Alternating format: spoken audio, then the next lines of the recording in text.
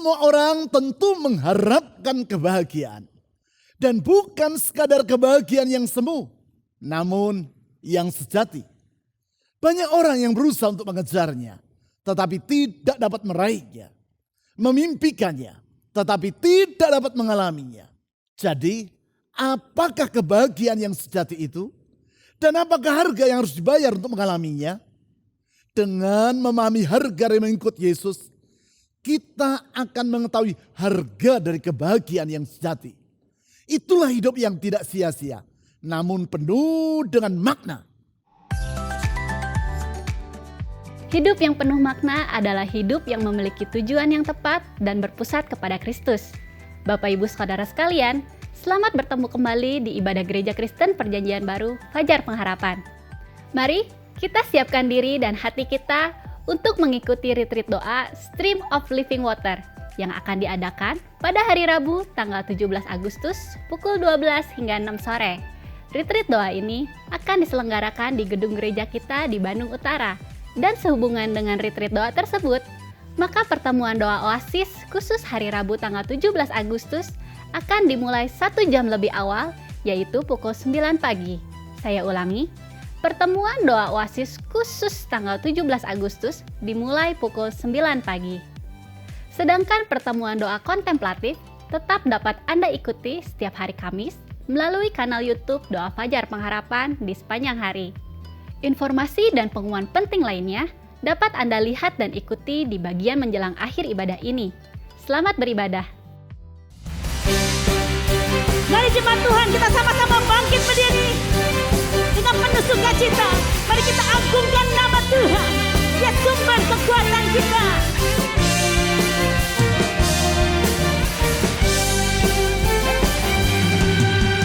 Tuhan, kau gunung batuku, kota bentengku, perisai hidupku. Tuhan, ku tak akan takut, ku tak akan gentar, Engkau di pihakku. Kami percaya Tuhan, dalam kegelapan Kau ada di sampingku. Dalam kesesakan Kau memberi kelegaan. Katakan bersamamu, bersamamu Tuhan, ku hadapi semua. Tetapkan langkahku, sebab Engkau penolongku. Walau badai datang, imanku tak goyah. Percaya selalu, Kau Tuhan kekuatanku.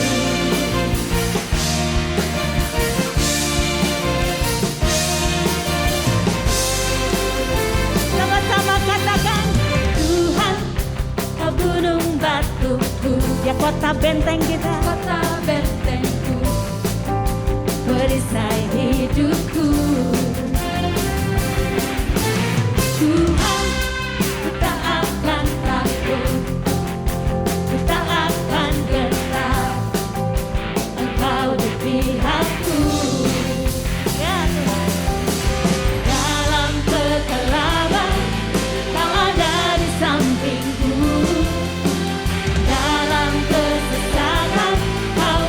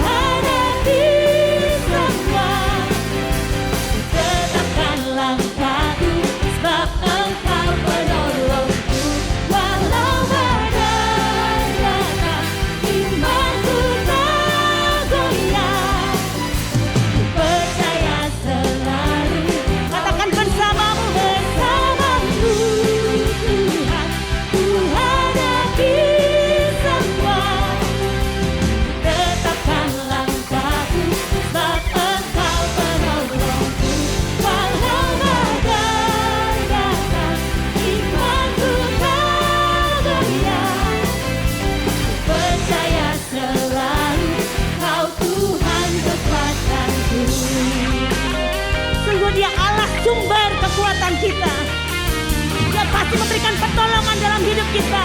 Dan mari dengan penuh sukacita kita memuji nama Tuhan, naikkan pujian bagi nama-Nya. Aku bernyanyi semua. Bahagia memuji Yesus selamanya. Aku bernyanyi bahagia memuji Yesus selamanya. Ku berbahagia yakin teguh Yesus abadi kepunyaanku. Aku warisnya, ku ditebus ciptaan baru Roh Kudus. Aku bernyanyi bahagia memuji Yesus selamanya. Aku bernyanyi bahagia memuji Yesus selamanya. Aku bernyanyi bahagia memuji Yesus selamanya. Aku bernyanyi bahagia memuji Yesus selamanya. Memuji Yesus selamanya.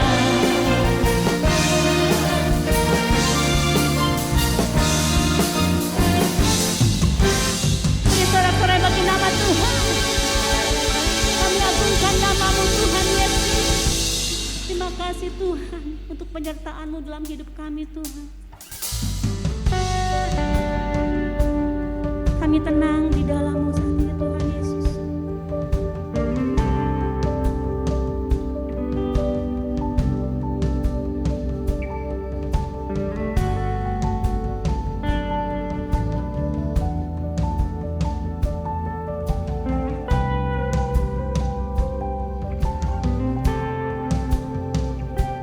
Bila Tuhan diri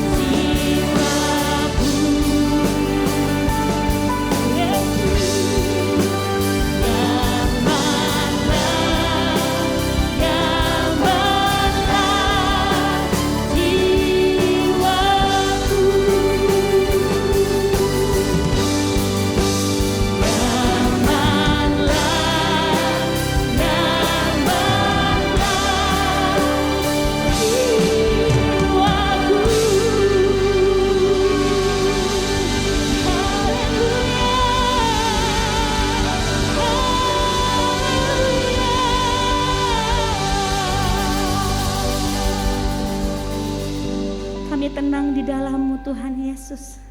Kami serahkan hidup kami hanya ke dalam tangan-Mu. Karena kami percaya pertolongan-Mu sempurna dalam hidup kami Tuhan. Terima kasih Tuhan Yesus, di dalam nama Tuhan Yesus sama-sama katakan. Amin.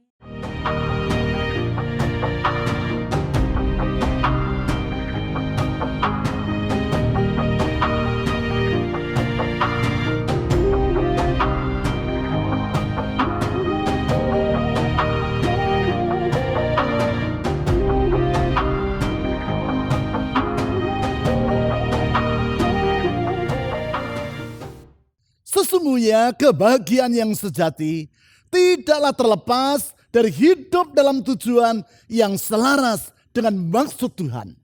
Maksud yang Tuhan ungkapkan melalui panggilan yang Ia berikan pada kita masing-masing. Memang panggilan Tuhan bersifat cuma-cuma. Karena panggilannya adalah berdasarkan anugerah. Namun untuk hidup memenuhi panggilan tersebut tidaklah bersifat gratisan. Untuk itu, orang harus rela membayar harganya, yaitu dengan hidup di dalam komitmen yang sepenuh kepada Tuhan. Kebenaran dari prinsip ini antara lain dapat kita lihat dalam diri Henry Crowell, pendiri perusahaan makanan Quaker Oats yang nama dan kehidupannya pernah saya ceritakan dalam khotbah-khotbah saya yang lalu. Henry Crowell dilahirkan di Cleveland, Ohio, Amerika Serikat pada tahun 1855. Ketika ia berusia 9 tahun, ayahnya meninggal dunia karena penyakit tuberkulosis. Pada waktu ia berusia 17 tahun, Henry Crowell juga terjangkit oleh penyakit yang sama. Pada masa itu, tuberkulosis atau TBC merupakan penyakit yang sangat berbahaya dan menjadi epidemi di berbagai tempat. Suatu hari dalam keadaan tubuh yang sangat lemah, yaitu dikarenakan oleh sakit tuberkulosis yang ia derita, Crowell mengikuti ibadah kebangunan rohani yang dilayani oleh Dwight L. Moody, seorang hamba Tuhan dan penginjil yang sangat terkenal dari Chicago. Di dalam khotbahnya, D.L. Moody berkata, "The world has yet to see what God will do with a man fully consecrated to Him." Dunia akan melihat apa yang Allah akan lakukan terhadap pribadi yang menyerahkan dirinya dengan sepenuh kepada Tuhan. Mendengar kata-kata D.L. Moody yang menantang orang untuk mengikut Yesus secara sepenuh dan sampai tuntas, atau following Christ all the way itu, Henry Crowell berdoa di dalam hatinya, "Tuhan, oleh anugerah-Mu dan dengan pertolongan Roh Kudus, aku akan menjadi orang itu. Aku tidak dapat menjadi seorang pengkhotbah, namun dapat menjadi seorang pengusaha yang baik. Tuhan, bila Engkau mengizinkan diriku untuk menghasilkan uang, aku akan menggunakannya untuk pelayanan-Mu." Dengan berkata seperti itu, Henry Crowell mengutarakan keyakinan dirinya tentang panggilan Tuhan bagi hidupnya. Ia tahu bahwa Tuhan tidak memanggil dirinya untuk menjadi seorang pengkhotbah, namun menjadi seorang pengusaha. Di situ ia menetapkan tujuan hidupnya, yaitu untuk menjadi seorang pengusaha yang baik dan yang melayani Tuhan melalui keuangannya. Beberapa tahun kemudian, yaitu ketika ia berusia 25 tahun, dokter menyatakan bahwa Henry Crowell sembuh dari tuberkulosis yang ia derita. Setahun kemudian, yaitu di tahun 1881, ia membeli sebuah pabrik gandum yang hampir bangkrut dan mengubahnya menjadi Quaker Oats Company. Perusahaan itu kemudian berkembang menjadi sebuah perusahaan produsen makanan yang sangat berhasil. Sesuai dengan komitmennya, Henry Crowell memberikan 1/10 dari seluruh penghasilannya untuk pekerjaan Tuhan. Tuhan semakin memberkati dirinya. Dan Henry Crowell menaikkan persembahannya menjadi 20% dari seluruh penghasilannya.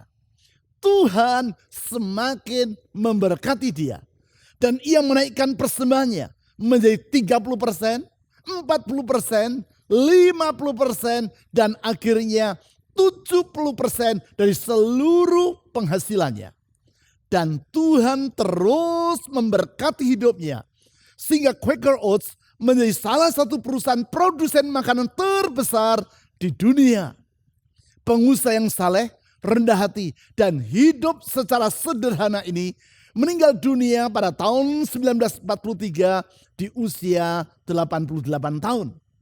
Sampai kepada hari ia wafat, Henry Crowell selalu menyimpan selembar kartu di dalam sakunya. Kartu dengan tulisan, "If my life can be always lived so as to please him, I'll be supremely happy." Bila hidupku selalu dapat dijalani untuk menyenangkan hati Tuhan, maka aku akan sangat berbahagia.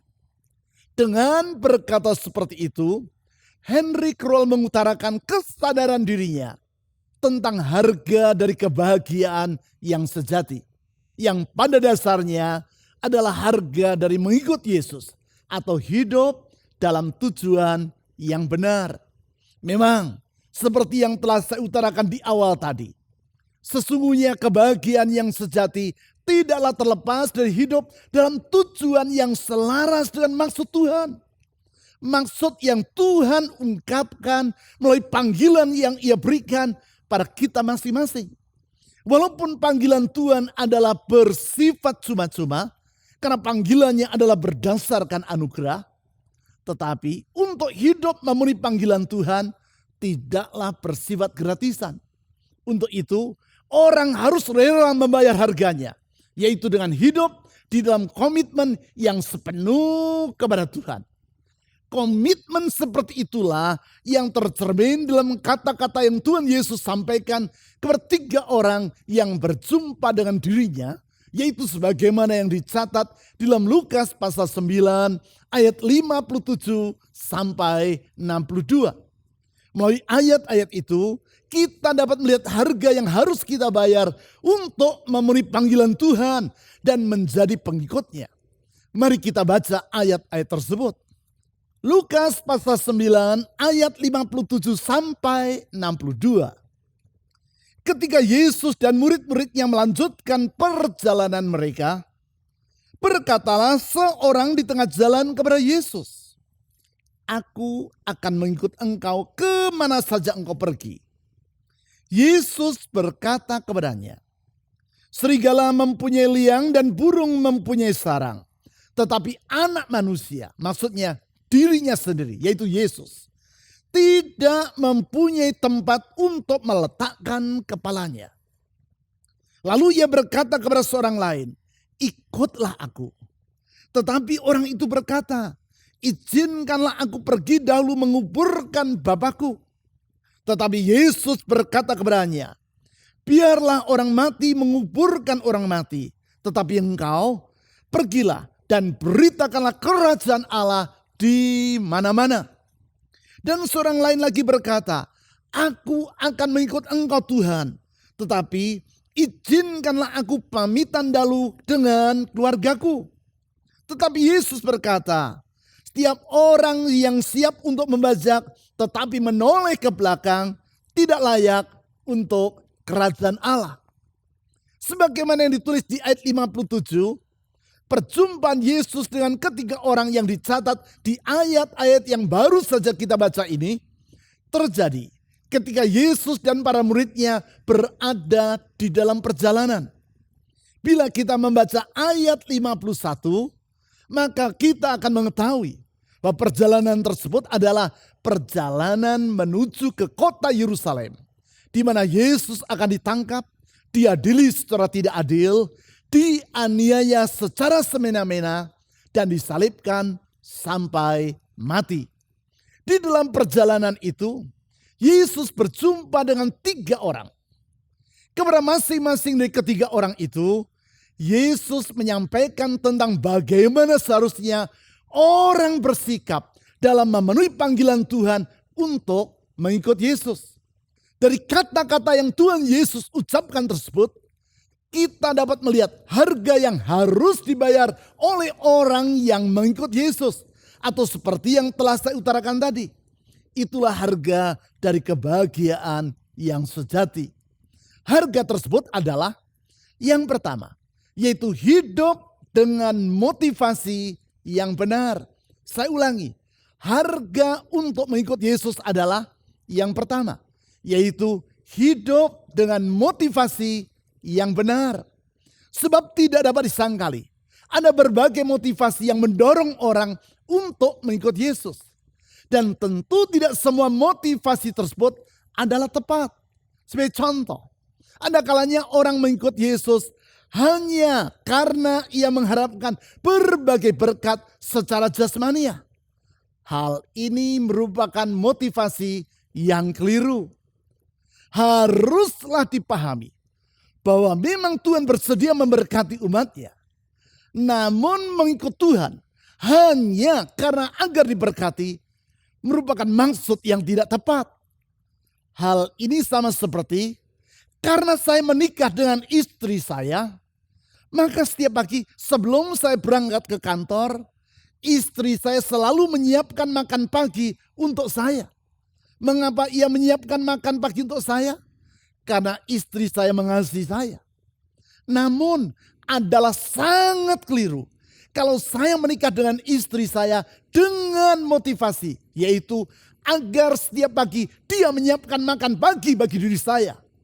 Dengan demikian, maka berarti saya bukan menempatkan dirinya sebagai seorang istri, namun sebagai seorang asisten rumah tangga. Begitu juga dengan mengikut Yesus, yang artinya adalah menempatkan Yesus sebagai pemimpin atas hidup kita. Sebagai seorang pemimpin yang bertanggung jawab, tentu Yesus akan memenuhi keperluan hidup kita. Tetapi kalau kita mengikut Yesus dengan motivasi sekadar agar hidup kita diberkati, maka berarti kita telah menempatkan Yesus hanya sebagai seorang pembantu kita dan bukan pemimpin kita. Itulah hidup yang egosentris sebagaimana yang telah saya bahas pada minggu yang lalu. Keharusan untuk hidup dengan motivasi yang benar itulah yang Yesus utarakan kepada orang pertama yang berjumpa dengan dirinya. Dan yang di ayat 57 dicatat, ia berkata kepada Yesus, "Aku akan mengikut engkau kemana saja engkau pergi." Kata-kata yang nampak sangat rohania dan yang hanya diucapkan oleh orang yang sangat berkomitmen. Namun di ayat 58 dicatat, Tuhan Yesus berkata kepada orang itu, "Serigala mempunyai liang dan burung mempunyai sarang, tetapi anak manusia," yaitu Yesus, "tidak mempunyai tempat untuk meletakkan kepalanya." Di sini Tuhan Yesus menyebut dirinya sebagai anak manusia.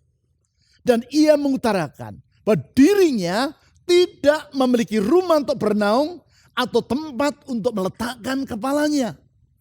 Dengan berkata seperti itu, Tuhan Yesus menegaskan bahwa bila orang mengikut Yesus karena mengharapkan kenyamanan, maka orang itu telah salah alamat. Artinya, orang haruslah mengikut Yesus dengan motivasi yang benar, yaitu dengan komitmen yang penuh kepada Dia. Komitmen seperti itulah yang telah ditunjukkan oleh David Livingstone melalui kehidupannya. Yang bersangkutan adalah seorang dokter medis dari Skotlandia yang hidup 200 tahun yang silam. Di masa itu, pedalaman Afrika dipandang orang sebagai terra incognita atau wilayah yang tidak dikenal. Sehingga para misionaris hanya bekerja di sekitar pesisir dari benua tersebut. Namun David Livingstone meyakini bahwa Injil harus diberitakan sampai ke pedalaman Afrika. Itu sebabnya ia menyerahkan dirinya menjadi utusan Injil atau misionari yang melayani sampai ke pedalaman Afrika. Selama bertahun-tahun ia hidup di sana. Suatu hari sebuah lembaga pelayanan misi di Inggris menulis surat kepada David Livingstone yang sedang berada di pedalaman Afrika. Dan bertanya, "Apakah Anda sudah menemukan jalan yang baik untuk menuju ke tempat di mana Anda berada? Bila sudah, kami ingin mengirim orang untuk bergabung dengan pelayanan Anda. David Livingstone menjawab surat itu dengan menulis, bila orang-orang yang Anda miliki hanya bersedia datang kemari, kalau sudah tersedia jalan yang baik, saya tidak memerlukan mereka. Saya hanya menginginkan orang-orang yang bersedia datang kemari, walaupun sama sekali tidak ada jalan untuk ke tempat ini. Itulah yang disebut dengan komitmen atau kerelaan membayar harga dalam memenuhi panggilan Tuhan. David Livingstone telah membuktikan komitmennya tersebut.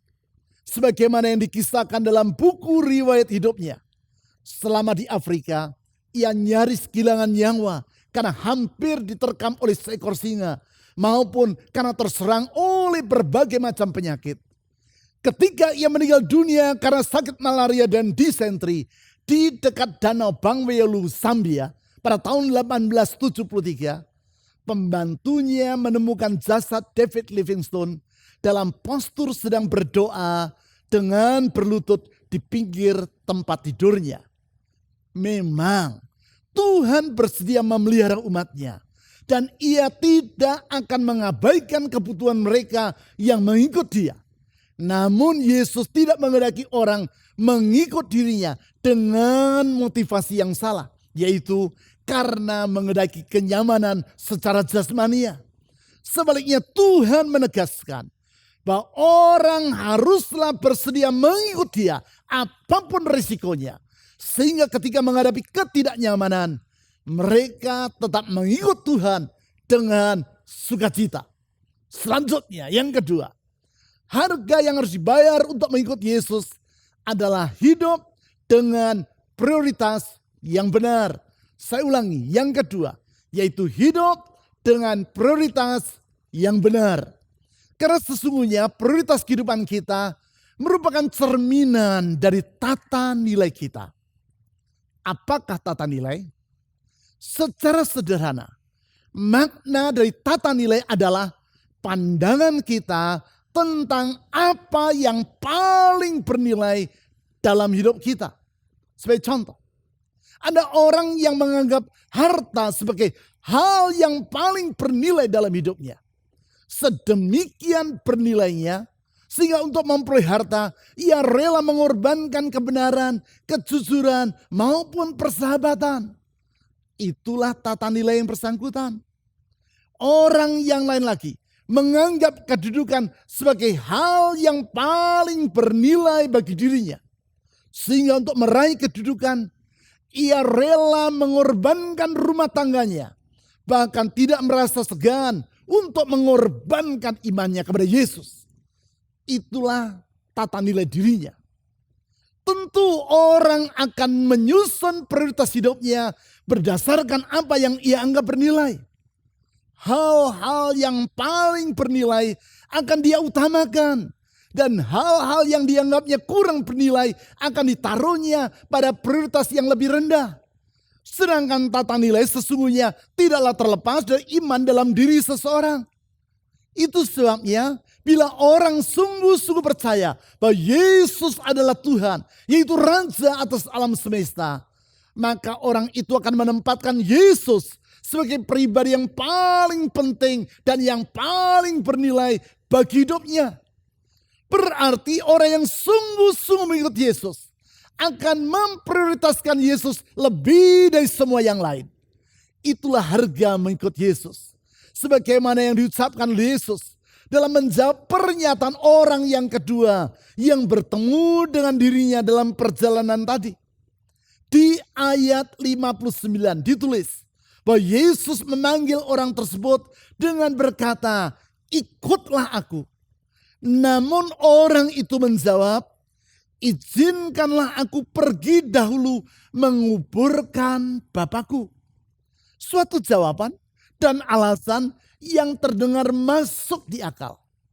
Bukankah sepatutnya orang menguburkan ayahnya terlebih dulu dan baru kemudian ia mengikut Yesus? Tetapi apabila kita renungkan secara lebih mendalam, maka akan nampak bahwa pernyataan orang ini sesungguhnya hanya merupakan alasan untuk menunda-nunda. Sebab apabila ketika ia berjumpa dengan Yesus, ayahnya baru saja meninggal dunia dan belum dikuburkan, tentu di saat itu ia sudah berada di rumah duka atau sedang berada di pemakaman untuk memakamkan ayahnya. Sehingga dengan berkata, izinkanlah aku pergi dahulu menguburkan bapakku. Sesungguhnya yang ia maksudkan adalah, tunggu sampai ayahku meninggal dunia dan aku menguburkan dia, baru aku akan mengikut engkau.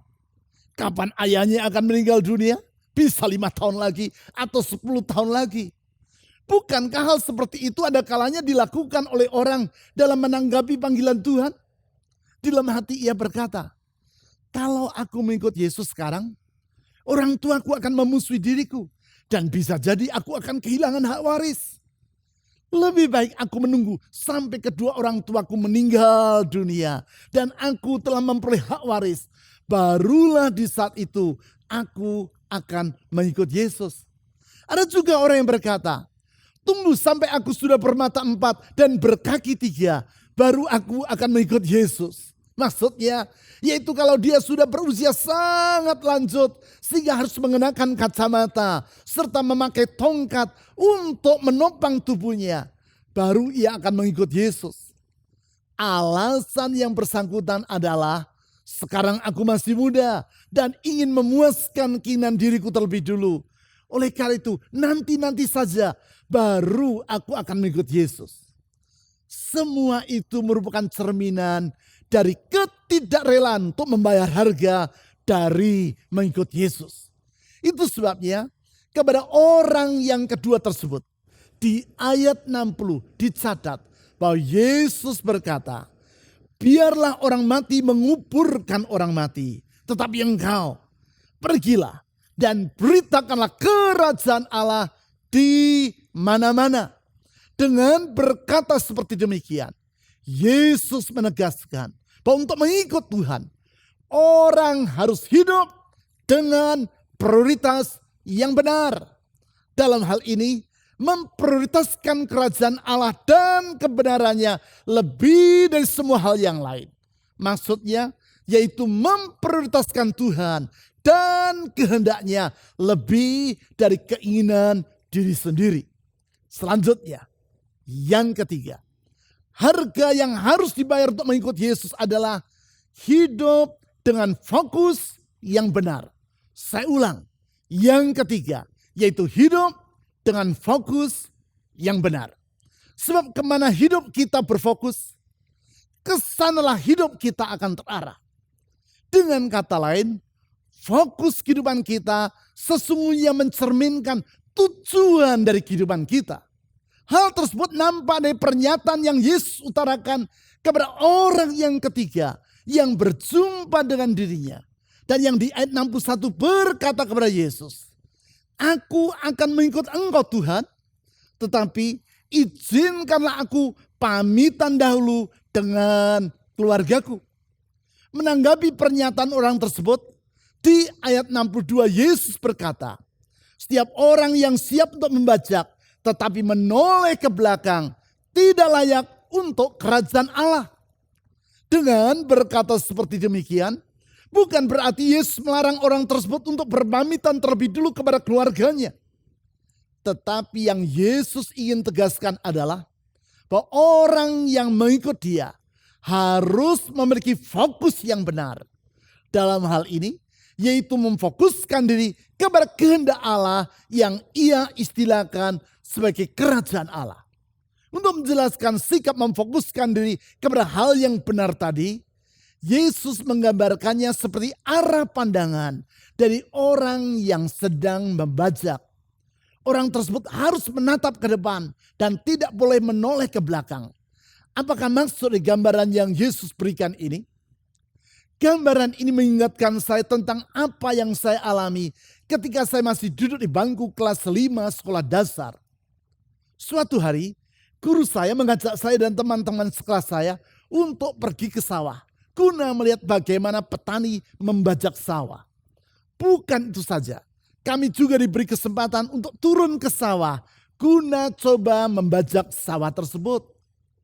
Salah satu hal yang saya ingat dari pengalaman itu adalah Kami diajar bahwa ketika membajak, kami harus terus melihat kaki-kaki belakang dari kedua ekor kerbau yang sedang menarik bajak. Mengapa? Karena kami harus mengatur agar bajak yang kami kendalikan selalu terarah kepada sela-sela dari kedua pasang kaki kerbau-kerbau tersebut. Kami tidak boleh menoleh ke kanan atau ke kiri, apalagi ke belakang. Sebab kalau itu yang kami lakukan, maka bajak yang kami kendalikan tidak akan terarah secara lurus ke depan, tetapi akan melenceng ke kanan atau ke kiri, sehingga alur bajak akan berbentuk zigzag. Singkat kata, fokus kami haruslah ke depan, yaitu kepada sela-sela di antara kaki kanan belakang dari kerbau yang di sebelah kiri dan kaki kiri belakang dari kerbau yang di sebelah kanan. Itu sebabnya di ayat 62 tadi, Yesus berkata, setiap orang yang siap untuk membajak tetapi menoleh ke belakang tidak layak untuk kerajaan Allah. Artinya, yang bersangkutan harus hidup dengan arah pandangan yang benar agar ia memiliki tujuan hidup yang benar. Demikianlah orang yang memenuhi panggilan Tuhan dan mengikut Yesus. Ia harus hidup dengan fokus yang benar, yaitu kepada tujuan yang sesuai dengan maksud Allah bagi dirinya. Hanya dengan demikian, barulah ia dapat hidup memenuhi panggilan Tuhan, yaitu hidup mengikut Kristus. Bukankah hidup dengan motivasi, prioritas, dan fokus yang benar itu yang dapat kita lihat dalam diri Henry Crowell maupun David Livingstone yang kehidupannya telah saya paparkan secara singkat tadi? Hanya dengan hidup mengikut Yesus dalam komitmen yang penuh atau all the way, barulah mereka dapat hidup dengan tujuan yang selaras dengan maksud Tuhan bagi diri mereka masing-masing. Itulah harga untuk mengalami kehidupan yang bermakna atau kebahagiaan yang sejati. Apakah tujuan Tuhan bagi diri kita masing-masing? Pada hari Senin dan Selasa, tanggal 8 dan 9 Agustus yang lalu, dalam pertemuan khusus Focus Living, saya telah menjelaskan langkah-langkah praktis untuk mengetahui maksud atau rencana Tuhan yang spesifik bagi setiap kita. Di situ saya menjelaskan bagaimana cara memadukan 3 hal, yaitu pengenalan akan identitas diri kita, pemahaman akan providensia Allah dalam hidup kita, dan mendengar suara Tuhan. Dengan demikian, kita dapat menyusun hidup berdasarkan maksud Tuhan tadi. Bila saudara tidak sempat mengikuti pertemuan tersebut secara onsite di Pasir Koja, Anda dapat mengikuti rekaman videonya melalui YouTube channel dengan tautan sebagaimana yang diterangkan pada layar saudara. Selanjutnya, untuk mendengar suara Tuhan, saya akan menjelaskannya dalam retreat doa yang diselenggarakan secara onsite pada hari Rabu tanggal 17 Agustus yang akan datang. Dalam retreat tersebut, saya akan mengajak saudara untuk mengasah kepekaan saudara dalam mendengar tuntunan Tuhan. Pertanyaan saya sekarang adalah, sudahkah saudara mengikut Yesus dengan motivasi yang benar, yaitu hidup untuk menyenangkan hatinya? Sudahkah saudara mengikut Yesus dengan prioritas yang benar, yaitu dengan mengutamakan Tuhan dan kehendaknya dalam hidup saudara? Sudahkah saudara mengikut Yesus dengan fokus yang benar, yaitu dengan senantiasa berfokus pada tujuan yang sesuai dengan maksud Tuhan bagi diri Anda? Artinya, sudahkah saudara menempatkan Yesus sebagai pusat dari kehidupan Anda dan Anda mengikut Dia all the way, yaitu dengan segenap kehidupan Anda? Sekarang saya mengajak saudara untuk menyerahkan diri kepada Tuhan Yesus. Serahkan hidupmu untuk melakukan kehendak-Nya. Hidup berfokus pada Dia. Hidup untuk menyenangkan hatinya. Mari kita berdoa.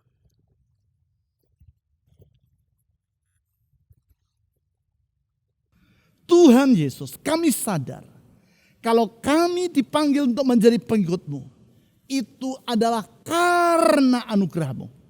Bukan karena kami baik, bukan karena kami layak, bukan karena kami pantas, tetapi hanya karena anugerah-Mu yang begitu besar bagi kami. Tuhan Yesus, kami sungguh menghargai panggilan-Mu yang mulia itu. Kami mau menanggapinya dengan menyerahkan hidup kami dalam komitmen kepada-Mu. Menjadikan Engkau sebagai prioritas yang paling utama dalam hidup ini. Menjadikan Engkau lebih dari semua hal yang lain. Memfokuskan hidup untuk memenuhi panggilan Tuhan dan menyenangkan hati-Mu. Sehingga itu yang menjadi tujuan dalam hidup ini. Dan kami percaya Tuhan, kalau kami hidup untuk menyenangkan hati-Mu. Dan kalau Tuhan yang memimpin hidup kami, Engkau adalah pribadi yang sangat bertanggung jawab. Dan Engkau tidak akan menyia-nyiakan kami. Engkau tidak akan membiarkan kami. Bahkan Engkau sendiri telah rela menyerahkan nyawa-Mu bagi kami. Manusia yang tidak sepatutnya dicintai ini. Karena itu kami percaya Tuhan. Di dalam Engkau ada jaminan akan masa depan. Di dalam Engkau ada hari esok yang tidak akan mengecewakan. Tuhan Yesus, ke dalam tangan-Mu kami menyerahkan masa depan kami. Menyerahkan hidup kami, menyerahkan cita-cita kami. Jadilah kehendak-Mu dalam hidup ini. Tuhan Yesus, Engkau mendengar doa di setiap orang yang memanggil nama-Mu. Dan kami percaya doa itu tidak akan Engkau abaikan. Tuhan Yesus, Engkau akan genapi janji-Mu. Kalau Engkau yang memimpin dan menggembalakan kami, hidup ini adalah jaminan yang pasti dalam tangan Tuhan. Engkau yang memimpin kami, menjaga kami, menuntun hidup ini. Dalam penyertaan-Mu ya Tuhan Yesus, kami hidup dalam penuh pengharapan. Di dalam nama-Mu kami menyerahkan doa ini. Dan di dalam nama di atas segala nama, nama Yesus Kristus, Tuhan dan Juru Selamat yang hidup, kami telah berdoa. Amin.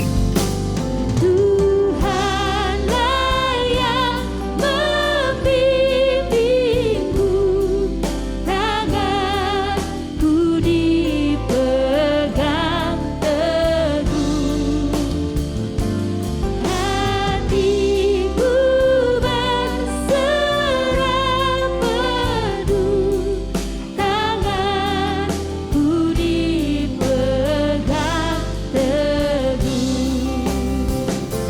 Tuhanlah yang membimbingku, tanganku dipegang teguh,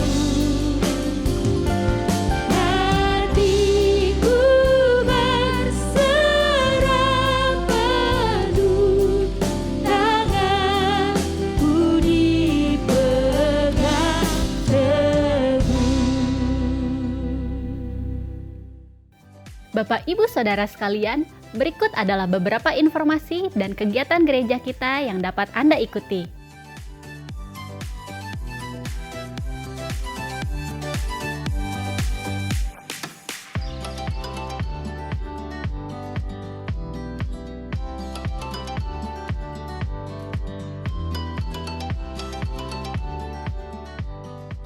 Persembahan dan persepuluhan sebagai ungkapan kasih dan syukur kita kepada Tuhan dapat Anda berikan dengan memasukkannya ke dalam kotak persembahan atau melalui rekening bank atau dengan men-scan QR Code dengan menggunakan aplikasi dompet digital.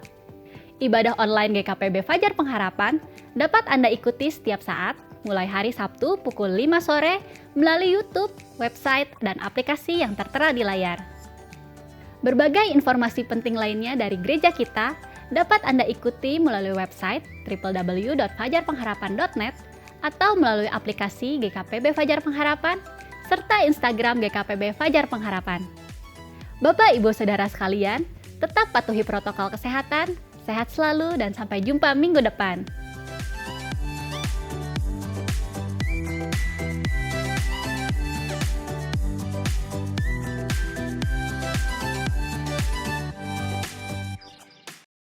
Bapak, Ibu, Saudara-saudari, mari kita akhiri ibadah ini di dalam doa.